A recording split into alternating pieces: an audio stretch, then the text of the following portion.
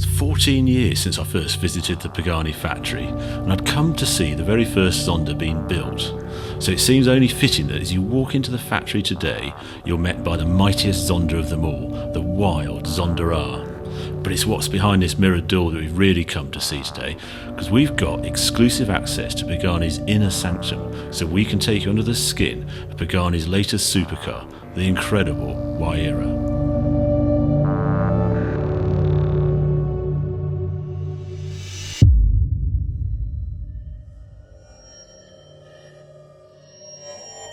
This is where every Huayra starts its life. This is the inner sanctum at Pagani.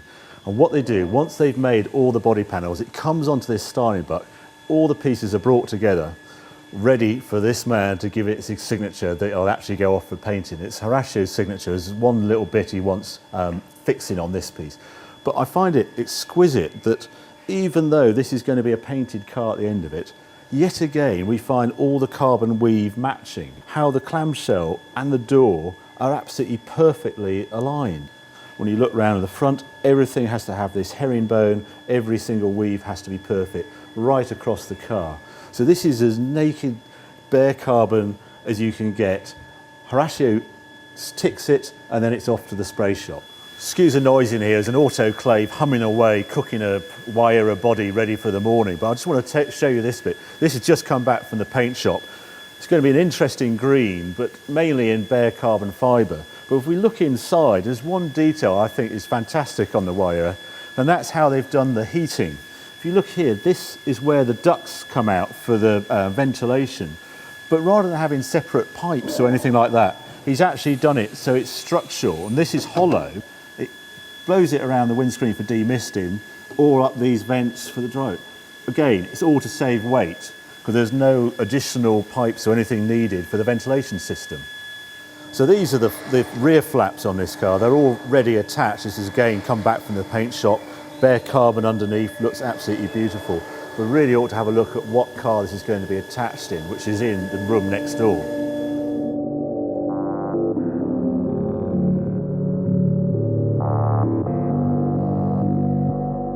So the rear clamshell is going to go onto this car, and it's got this beautiful titanium exhaust on it. It's actually part of the Club Sport pack, was having this exhaust, carbon ceramic brakes you'll see, and a lift at the front so you can get over curbstones things. They announced the price of the Huayra when it first came out at $825,000, but every single customer now has ticked the Club Sport, so they made it standard and put the price up to $849,000 to include the Club Sport package, 730 horsepower. But I'll take you around the car. There's just details everywhere on this car you've got to see. This is the rear suspension, all done in gold anodized aluminium. They've all been machined from solid. There's no sort of casting here. Each individual piece is done individually by hand. It's exquisite when you see it open like this. Some of the details on this car, they've tried to keep the weight as close to the centre as they could. And so that's meant it's got a unique transverse gearbox in the back. Normally it'll stick out the back, but this one, as you can see, it's sized on in the chassis. The rear exhaust, made out of titanium. Beautiful things. It's like the cans you might find on a Ducati or something like that, but its most spectacular feature is it only weighs 10 kilos. And because that weight sort of hangs out the back of the Huayra, that's really critical for handling, because it's a flyweight. It normally should weigh about 25 kilos, something like that. These bits are just exquisite. This is actually what carries the rear clamshell. Absolutely beautiful before it actually gets the spring on it to support the whole frame of the back, but it's just the beautiful movement you don't see normally on these sort of cars. You'll see this tie rod. That's how they do the final adjustment of the clamshell. Come a bit further round. It's a dry sumped engine, V12 twin turbo dry sumped. There's your oil tank is here, all set inside.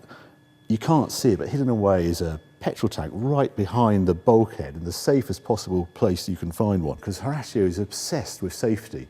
And one of the things mid-engine cars are quite famous for is catching fire. So he's minimised it as much as he can by putting the fuel pumps within the fuel tank and just having the one pipe go into the engine. He was telling me actually earlier, if there's a sensor on the front, we'll find out if the airbags sense they're in an accident, it actually cuts the fuel, but dumps the fuel, what's in the fuel lines, into the engine. So it's locked inside the engine, so it just cannot catch fire. We get to the interior, the tub, carbo titanium is what it's made of. All sorts of little cubby holes when you look inside. You've got one here, if I open the glove box, I've never seen it's got a little shelf on it. And below me it's got another little envelope there to keep things. And then behind your head, there's some more. There's a little envelope to keep it here. There's another little cubby hole in here. This is a little secret one in the door. When it's open, you normally put your sunglasses in there, but few people will actually know there's another little one in there. The only trouble with that one is your doors have to be open to use it. Continue around to the front. Again, we've got this beautiful gold anodized suspension, just like at the rear. But all this bit, all this is in beautiful gloss carbon fibre. You won't see this, but he can't help itself at Pagani. They have to do it in gloss. This one's quite an interesting one. If you see here, these are the intercoolers for the engine. And out to the back of them is a duct. And that duct actually feeds the air round to the brake. So there's going to be a flexible pipe going on here in final assembly. And you think, well, why are they ducting hot air to the brake disc? Well, it's not hot air because it only gets to about 80 degrees. And that primes the disc to the most perfect working temperature, around 80, 85 degrees. Never seen that on a car before. Continue round. Carbon fibre on top of the radiator. No one's going to see it.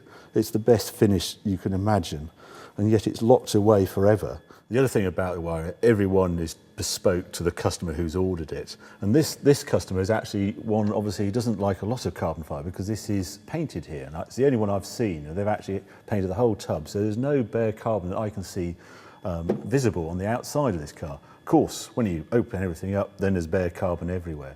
The other thing that's unique on all Paganis, he uses a metal crash structure at the front. I asked him why he doesn't use carbon for this piece, and it's all to do with insurance costs.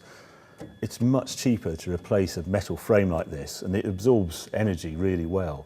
What's really strong in a carbon car is the strength of the tub, but you want the crumple zone still around you, and by using metal to take the main force, it makes it very easy to repair this car, which I hope you never have to do. There we have the one fuel line going to the engine from the fuel tanks with the fuel pumps within the fuel tank. And what's really neat about this is actually Kevlar, like no other fuel pipe I've ever seen. And it has a really neat trick, because I've got the fuel pipe here, but if I do this, it's flame proof. So I can carry on like that, and that will never catch light. Just amazing. So the three cars under construction here are chassis 6, 7 and 8, and this is some of the carbon parts here. Rashi was telling me there's 4,700 parts go into making a Huayra compared to 3,000 on the Zonda. Endless, beautiful carbon fibre parts here they've done. My favourite of all has to be the mirror, which I think is just the most exquisite shape. And I just love the way they actually put the Italian flag within it. It's meant to look like a woman's eye. I think it's just exquisite. It's like jewellery, this cupboard. These are the really precious pieces, the titanium. Take you around them, but there's amazing pieces in here. Here we are, titanium wheel nuts, individual. They're actually exactly the same as the Zonda are. I asked if they were left and right hand thread, but they're all right hand thread. The interior mirror, again, of course, carbon. And really small. I can't get over how narrow that is, but it's aesthetics. Up here is the famous gear change, and the engineers were saying they thought they were all sorted on this, but Harashi decided it wasn't quite the right click, so they spent the last month redoing the click. Paddles go on the steering wheel, so the gear change paddles go on the gear change. Again, these are in smoked titanium look. You can have it in aluminium. I mean, they're behind the steering wheel, for goodness sake, but no, you can choose what finish you want on them. It's just endless in this car. You can see that this is the chassis plate, so this is chassis number 6. This is all this car's going on. Naturally, the Huayra badge, as we've all seen, is actually cut out of one-piece block of aluminium. Just lovely. One of the things I can't get over on this car is how many times it says Pagani on it. It just shows you how bespoke this car is. But here's the hydraulic gearbox activator, Pagani. You can see it on here on the brakes, you can see it on the suspension, you can see it on every single nut and bolt, on every cooling hose, on here, on the tank. But my favourite of all has to be on the buckle that actually holds the rear clamshell on, Pagani. It says it's on there as well. There's one final detail I've got to show you, and there's this battery for the Huayra, a lithium-ion battery. And below me, that's made of carbon fibre as well. I've never seen this on a car before. It's incredibly light. I mean, it weighs about 4 or 5 kilos, but for a battery this size, it normally weighs about 12, 13 kilos. That's amazing.